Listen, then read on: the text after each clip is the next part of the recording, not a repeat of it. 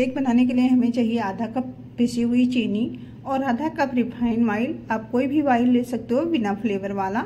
और यहाँ पे आधा कप ही जितना दही भी डाल रहे हैं और आधा चम्मच डाल रहे हैं वनीला एसेंस। ठीक है, बस इन सभी चीज़ों को हमें अच्छे से मिक्स कर देना है जब तक कि ये क्रीमी फॉर्म में ना आ जाए। तो इसे ज़्यादा नहीं करना, मतलब कम से कम 30-35 सेकंड तक तो करना ही होता है। इस तरह से अच्छे से बीट कर दीजिए। ठीक है, चलिए इसे रखते हैं साइड में और हम केक टिन तैयार कर लेंगे। जैसे कि हम यहाँ पे थोड़ा सा बड़ा वाला केक टिन ले रहे हैं ना। मुझे पिछली बार जब बनाई थी तो ये केक बहुत बाहर आ गया था, तो मैंने कहा चलो भले पतला बनेगा बट बड़ा वाला केक टिन ले रही हूँ। तो इसे ऑयल लगा के ग्रीस करके हमें लगा देना है बटर पेपर। ऊपर से भी हमें इसे ग्रीस कर देना है। साइडों से नहीं लगाऊंगी क्योंकि आज नो चांस कि मतलब इसमें बाहर आए, केक पतला ही बनेगा। यहाँ होममेड ऑन इसे तैयार करती हूँ, जैसे कि कढ़ाई, तो इसे ढक कर 10 मिनट के लिए फ्री हीट होने के लिए छोड़ देती हूँ। वापस से आ गई हूँ बैटर की तरफ। यहाँ पे 1 कप डाल रही हूँ मैदा। आप चाहो तो सेम गेहूं का आटा भी ले सकते हो। 2 चम्मच कोको पाउडर डाल दिया है। आधा चम्मच डाल रही हूँ बेकिंग सोडा और 1 चम्मच डाल रही हूँ बेकिंग पाउडर। फ्रेंड्स, हर रेसिपी में बताती हूँ जब इस तरह बेकिंग वाली होती है तो बेकिंग सोडा बिल्कुल भी ज़्यादा नहीं होना चाहिए। बेकिंग पाउडर थोड़ा सा ज़्यादा हो जाएगा तो चलेगा।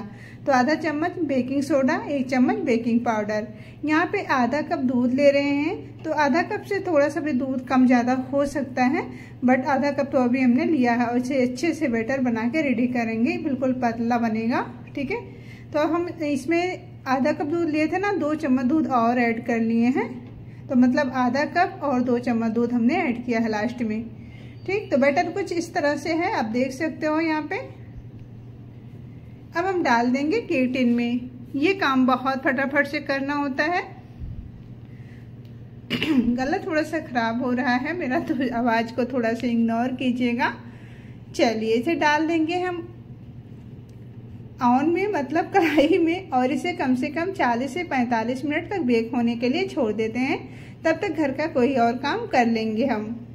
तो फ्रेंड्स, कैसे हैं आप सब? आशा करते हैं आप लोग बहुत अच्छे होंगे और सावन के दूसरे सोमवार को आप सबको ढेर सारी शुभकामनाएं। तो आज सावन का दूसरा सोमवार है, बहुत सारी रेसिपी आप लोगों के साथ शेयर करने वाली हूँ। तो सबसे पहले सावन स्पेशल थाली बनेगी खीर। हमारे यहाँ सावन में खीर बहुत ज्यादा बनते हैं और घेवर, खीर, ये सारी रेसिपी जो है ना बहुत ही कॉमन है सावन में, तो हर कोई बनाता है। तो आज मैं भी बना रही हूँ। तो सबसे पहले तो मैंने देखो यहाँ पे केक रख दिया है होने के लिए। केक जब तक बेक होगा ना तब तक मुझे जो छोटे छोटे काम है मेरे वो निपटा के आती हूँ। उसके बाद जो भी रेसिपी आप लोगों के साथ शेयर करने वाली हूँ तो स्टार्ट। तो जैसा कि हमने बताया कि आज सावन का दूसरा सोमवार है, तो हम बनाएंगे खीर। तो यहाँ पे देखिए 2 मुट्ठी जितना चावल हम ले रहे हैं। आप सावन में बहुत ही अच्छी अच्छी चीजें, खासकर सोमवार को, रोज तो नहीं हो पाता बट सोमवार को कुछ स्पेशल करना बनता है। तो यहाँ पे हमने कुकर में डाल दिया थोड़ी सी घी, और जैसे घी गर्म हो जाता तब हम चावल डाल देंगे। इस तरह से जब हम खीर बनाते हैं ना, खीर बहुत टेस्टी बनता है और चावल भी बहुत, मतलब चावल भी एक अलग से स्वाद आ जाता है। इसलिए मैं तो हमेशा इसी तरह से खीर बनाती हूँ।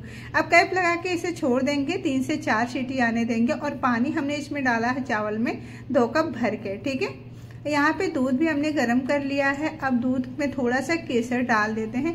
दूध धीरे धीरे करके गाढ़ा होता जाता है, तब हमारी खीर बहुत बढ़िया बनती है, बिल्कुल रबड़ी जैसा। तो चावल भी हमारा देखिए बिल्कुल रेडी हो गया। इसमें हमने 2 कप पानी ऐड किया था और एकदम चावल अच्छे से पक चुके हैं। तब हम डाल देंगे दूध, उबलते हुए दूध में ये चावल डाल देंगे पके हुए। अब हम डालेंगे इलायची का पाउडर, थोड़ा सा काजू बादाम डाल लेते हैं काट करके, और 2 चम्मच कोकोनट पाउडर डाल लो। इससे बहुत अच्छा फ्लेवर आता है खीर में, तो ज़रूर डालिएगा। यहाँ पे 1/4 कप हम डाल रहे हैं चीनी। अगर आप मीठा ज़्यादा लाइक करते हो तो उसे थोड़ा सा आप ज़्यादा ही डाल सकते हो। ठीक है, 1-2 चम्मच चीनी कम ज़्यादा कर सकते हो, लेकिन जितना चीनी हमने डाला है इतना परफेक्ट है हमारे घर के लिए, जैसे मैं कह रही हूँ। खीर बन के बिल्कुल रेडी हो गई है। तब हम कर देंगे इसको अच्छे से। आज खीर को मैं सोच रही हूँ ना कि मिट्टी के बर्तन में इसे डालूंगी और इसको मैं रखूंगी फ्रिज में। खीर को जो फ्रिज में रखते हैं ना तो बहुत टेस्टी हो जाती है, और ख़ासकर मिट्टी के बर्तन में।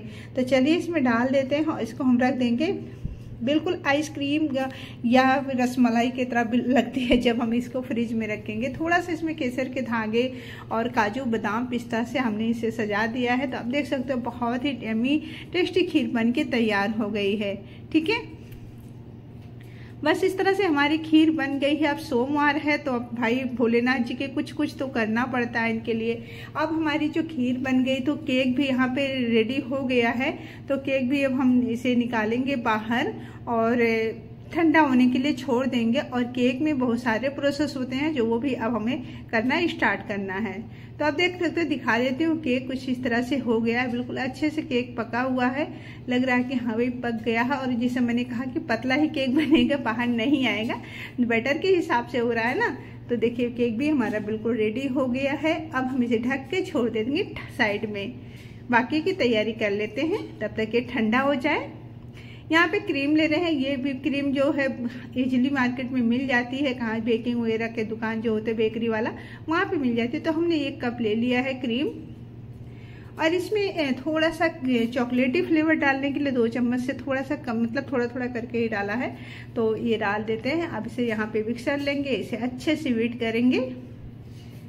आप चाहो तो हैंड मिक्सर भी ले सकते हो, बट उसमें थोड़ा सा ना समय ज़्यादा लग जाता है और गर्मी काफ़ी है। तो जब तक हम उसे करेंगे ना तो तब गर्मी में ये मैट होता जाता है तो बहुत दिक्कत होता है। और जब भी क्रीम निकालिए तुरंत फ्रिज से निकालिए, तुरंत ये काम करना शुरू कर दीजिए। क्रीम की पहचान ये है कि ये बीट हो गया है। तो देखिए अब एकदम बिल्कुल इस तरह से हम पलटेंगे बाउल को तो बिल्कुल भी गिरेगा नहीं, चाहे जितना ऐसे ही छोड़ देंगे। तो इसे हम फ्रिज में रख देते हैं, तब तक बाकी तैयारी कर देते हैं। तो केक भी ठंडा हो गया है, तब इसे हम पलट लेते हैं, मतलब निकाल लेते हैं केक टिन से बाहर और इसका बटर पेपर हटा देते हैं।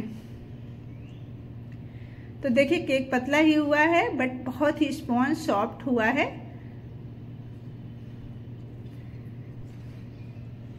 चलिए बस इसकी कटिंग कर लेनी है अब हमें। तो पतला केक है तो मैं इसको 2 ही लेयर का कट करने वाली हूँ। तो 2 लेयर का कट कर लिया है केक। और देखिए काफ़ी ये चॉकलेटी बना हुआ, साइडों से थोड़ा सा बीच से हमें लग रहा है थोड़ा सा ना ये अच्छे से बेक नहीं हुआ या कुछ हुआ होगा तो बैठ जाता है कभी कभी केक। तो यहाँ पे 2 चम्मच लिया है शुगर, मतलब पिसी हुई चीनी, थोड़ा सा पानी ऐड करके, मतलब इसको हम बना रहे हैं शुगर सिरप। अब हम केक की आइसिंग करना शुरू करेंगे। तो यहाँ पे केक का जो स्टैंड है ये ले लिया है, थोड़ा सा इस पे प्लेट पे लगा लेंगे। पहले हम क्रीम इसके ऊपर रखेंगे पहला लेयर और इस पे अच्छे से आइसिंग करेंगे। आइसिंग करना बड़ा इंपॉर्टेंट होता है कि इसको नहीं करोगे तो केक जो है ना मीठा मीठा नहीं लगेगा, उतना स्वाद नहीं आएगा। तो आइसिंग अच्छे से करिएगा। दूसरा लेयर भी हमने डाल दिया है इसके ऊपर, इसे भी अच्छे से आइसिंग बस इसे हमें अच्छे से कर देना है। और ऊपर से भी हमें क्रीम लगा के अच्छे से इसे कवर कर देना है। और आज केक बनाने का ऐसा कोई मकसद नहीं था, मतलब रीजन नहीं था, लेकिन अभी मेरा भांजा भी आया था, कॉलेज की छुट्टी हो गई थी और मेरा बेटा भी, अब बच्चे जा रहे हैं कॉलेज तो चलो कुछ मीठा भी बना देती हूँ।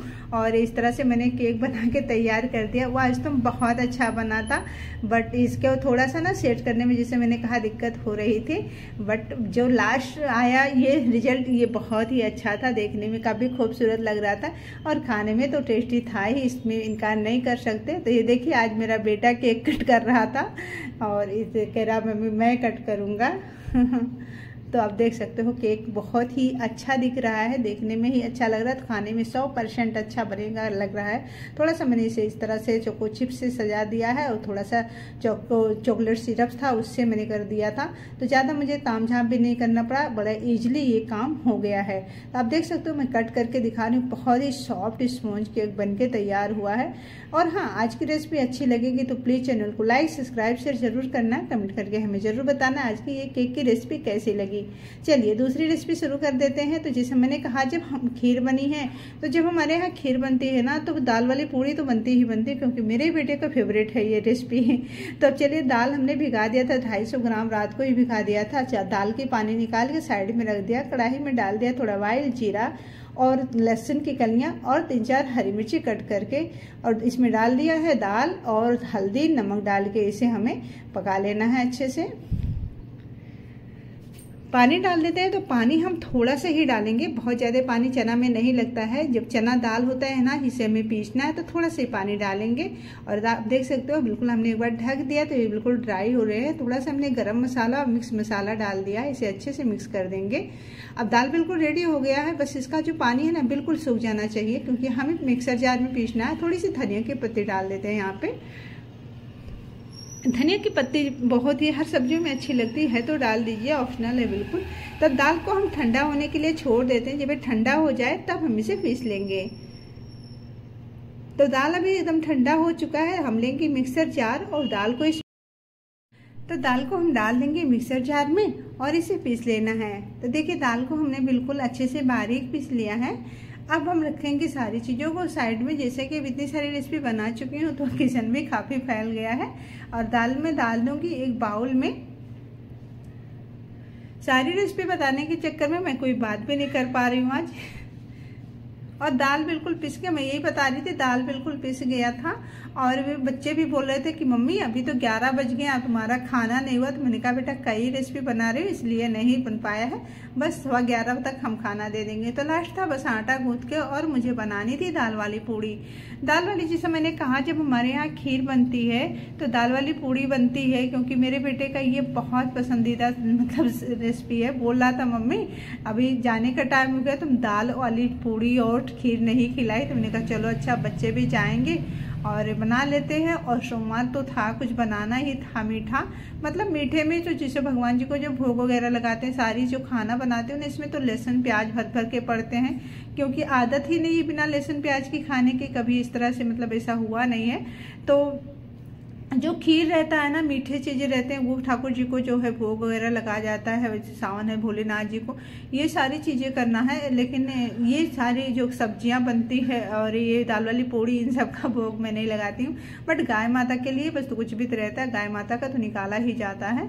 तो इस तरह से हमारा आज का रूटीन था फ्रेंड्स। और सोमवार दिन दूसरा सोमवार था, मतलब कोशिश रहता है कि रोज़ कुछ कुछ बना लूँ, लेकिन रोज़ नहीं हो पाता, क्योंकि अगर हम डेली कुछ बनाते हैं तो उसे खाना भी पड़ता है। और इस तरह का खाना कहीं ना कहीं अनहेल्दी हो जाता है, तो कभी कभी ही अच्छे लगते हैं, रोज़ बिल्कुल भी नहीं अच्छे लगते हैं। तो पूड़ियाँ हमने देखिए बेल के रेडी कर ली, आपने देखा इसी तरह से बेलना था। और यहाँ पे जैसे कि होता है ना, जब बच्चों के जाने की बात आती है तब माँ को थोड़ा सा तो मन भी भारी हो जाता है कि मेरा बच्चा अब जाएगा, 2 महीना 3 महीना बाद आएगा, ऐसा मतलब लगता है। लेकिन ये है कि इस बार तो मेरे बेटे का बहुत ही मतलब 3 सालों में पहली बार ही ऐसा हुआ कि 1 महीना घर पे रहा। तीसरा साल बीत गया, चौथा में गया है।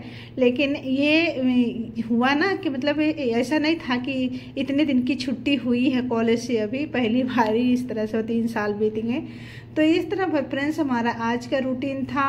और अब देखिए पूड़ियाँ तो बन गई। अब 11:15 मैंने बोला था ना, तो 11:15 तक जो है हमारा खाना वगैरह बन के रेडी हो गया है।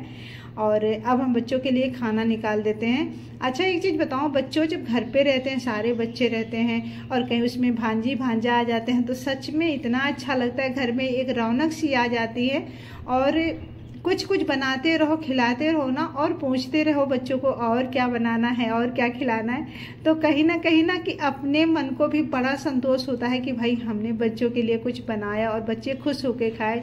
खाना बच्चों को दे आई हूँ। और ये वाली खीर जो मैंने रखा है मटकी में, ये मैं रखूँगी फ्रिज में। और एक छोटी मटकी भी मैंने भर के रखा है, जो आइसक्रीम नहीं आती है उसमें भर के रख दो तो सबको उठा के दे दो, आइसक्रीम की तरह सब खा लेते हैं, बड़ा अच्छा लगता है। कुछ डिफरेंस चीज़ें करते रहो तो सभी को अच्छे लगते हैं। घर में कौन नहीं कहेगा कि हाँ अच्छे नहीं है। तो थोड़ा सा अलग अलग करके जब हम बच्चों को खिलाते हैं तो बच्चों को भी अच्छा लगता है। और जब बच्चे खाते हैं तो मम्मी को तो भाई मम्मी का तो मन एकदम गदगद हो जाता है। तो फ्रेंड्स ये रहा आज का खाना वगैरह तैयार हो गया। और देखो ये सारे हमने कर दिया, अब इसे रख देते हैं फ्रिज में। सबने खाना खा लिया, अब लेकिन बारी आती है बर्तन धुलने की और किचन साफ करने की। तो ये एक बड़ा टास्क होता है, तो किचन साफ करना, बर्तन बर्तन धुलना। अब इसके बाद बस अब नहाना है और उसके बाद खाऊंगी खाना। 2 घंटे आराम दिन में करती हूँ। सारा काम करके 2 घंटे आराम तो करना बनता है, हर किसी को करना चाहिए। 2 घंटे आराम करेंगे उसके बाद फिर रूटीन शुरू हो जाता है। काम का क्या, ये तो चलता ही रहता है, लेकिन अपने आप को भी थोड़ा सा समय देना चाहिए। तो मेरा यही रहता है कि जितना काम मैं सुबह में करती हूँ उतना कर लेती हूँ। दिन भर में पूरे काम नहीं करती हूँ, जितना मतलब 10, 12, 1 बजे तक मेरा सारा काम हो जाता है। शाम में बिल्कुल रिलैक्स रह